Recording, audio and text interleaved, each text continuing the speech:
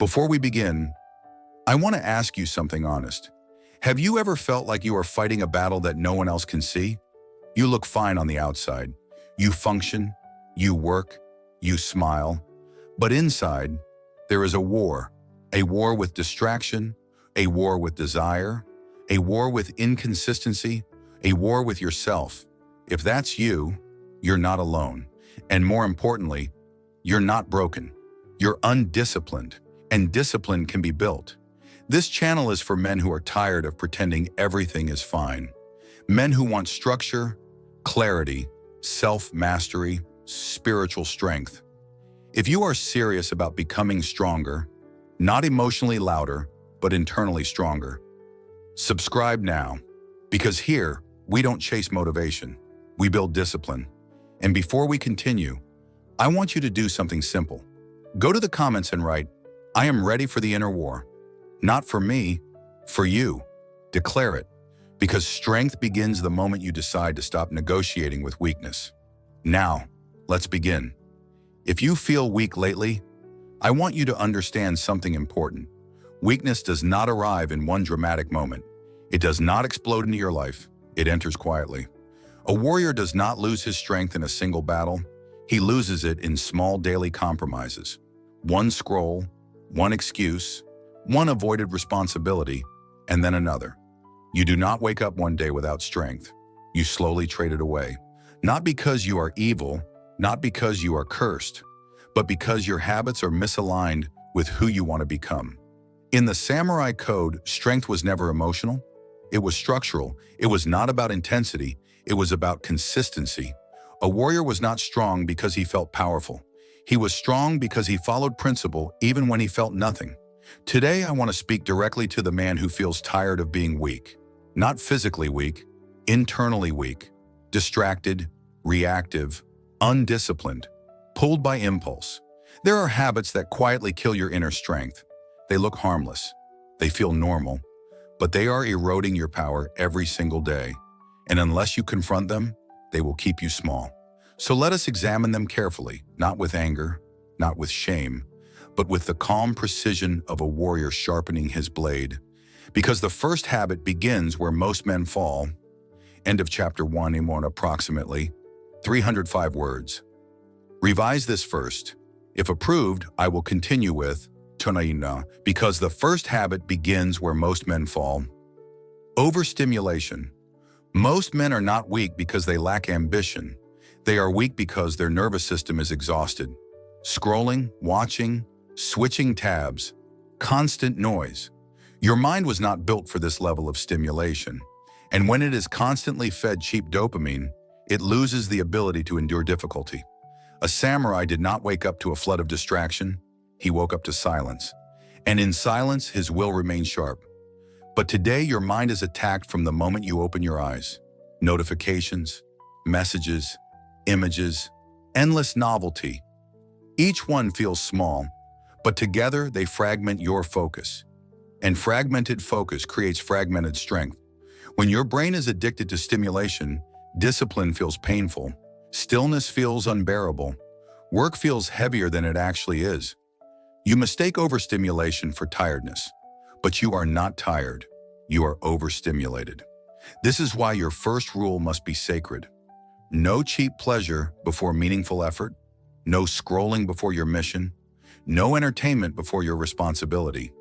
Desire must serve purpose, not the other way around. When you begin controlling your dopamine, something unexpected happens. Your mind becomes quieter, your impulses weaken, your focus strengthens, and slowly, your inner strength begins to return. But overstimulation is not the only silent killer. There is another habit that drains power even faster. It hides inside your reactions. And most men never see it coming. It hides inside your reactions. Emotional reactivity. A warrior does not lose strength when he feels emotion. He loses strength when emotion controls his action. There is nothing wrong with anger, nothing wrong with frustration, nothing wrong with disappointment, but reacting instantly to every feeling weakens your authority over yourself. Most men respond before they breathe. Someone disrespects them, they react.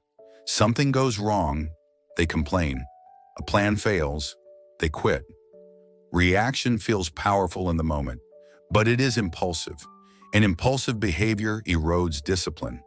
In the samurai code, there was a simple principle: silence before action.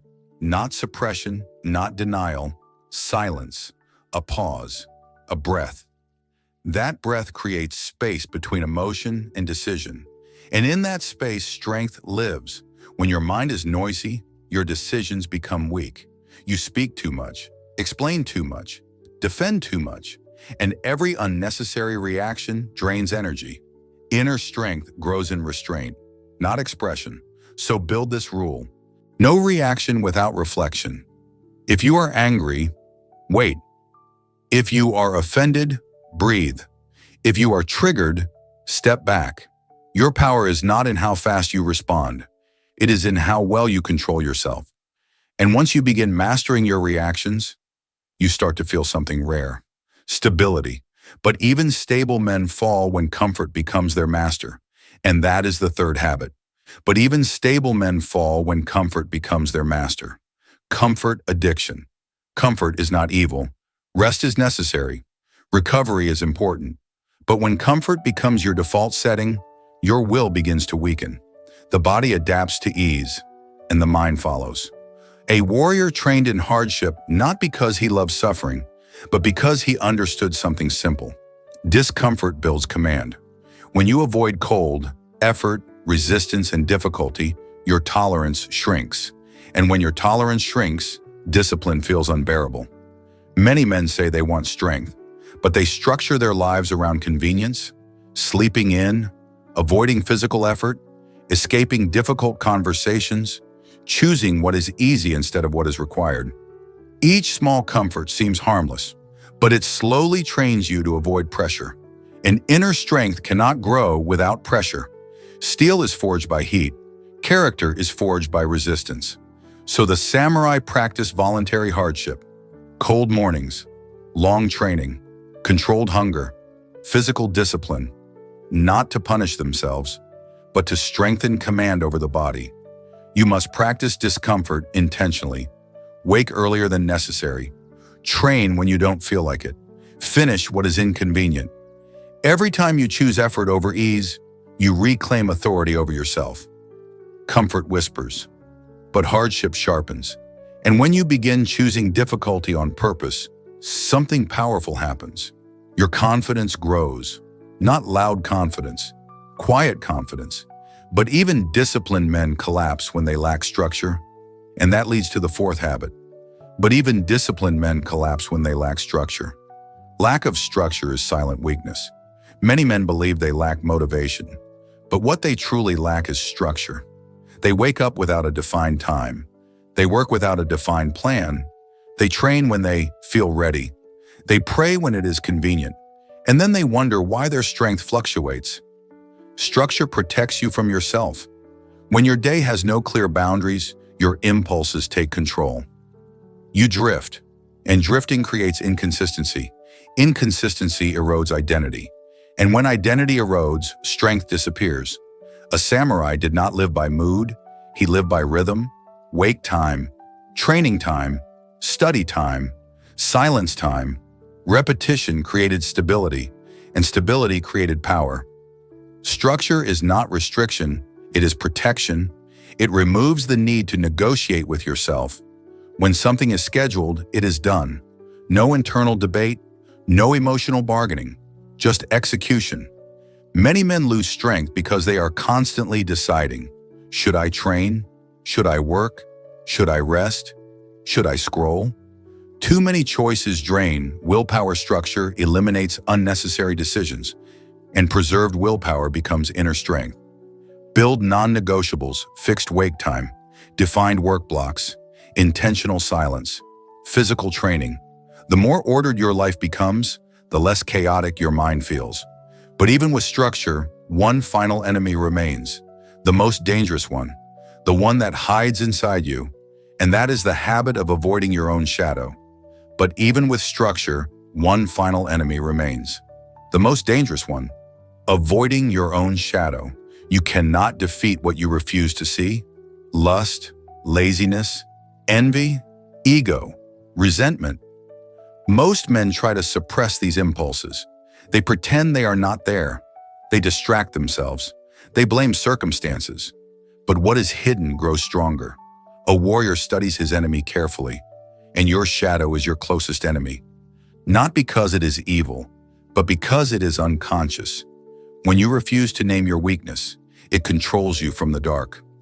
I began writing down my weakest impulses. When I felt envy, I named it. When I felt lust, I named it.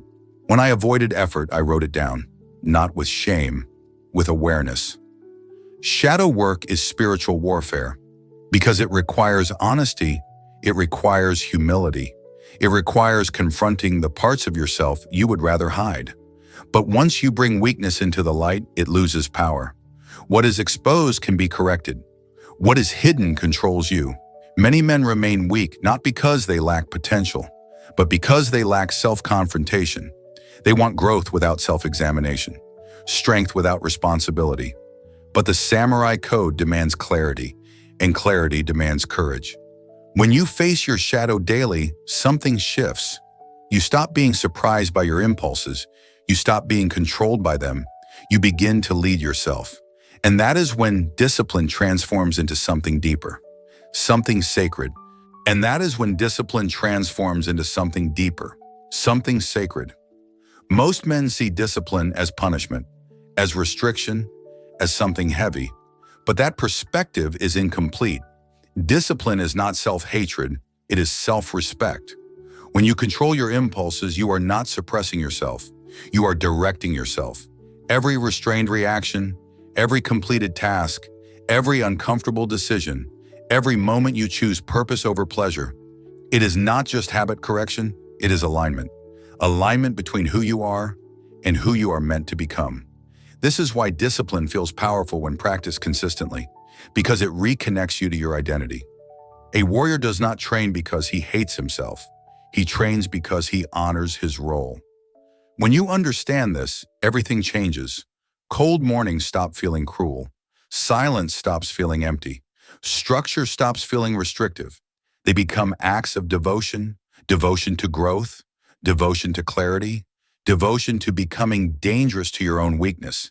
And when discipline becomes sacred, you no longer negotiate with comfort. You no longer excuse impulsive behavior. You no longer blame the world. You take responsibility. Weak men negotiate with their impulses. Warriors command them. If you are tired of being weak, do not chase motivation. Do not wait for inspiration. Correct your habits. Control your dopamine. Master your reactions. Choose hardship. Build structure. Face your shadow. Inner strength does not return in one dramatic moment. It returns quietly, through discipline practiced daily. And when you live by principle instead of impulse, you stop being your own greatest threat. You become your own greatest ally. Welcome to the Spiritual Samurai Code.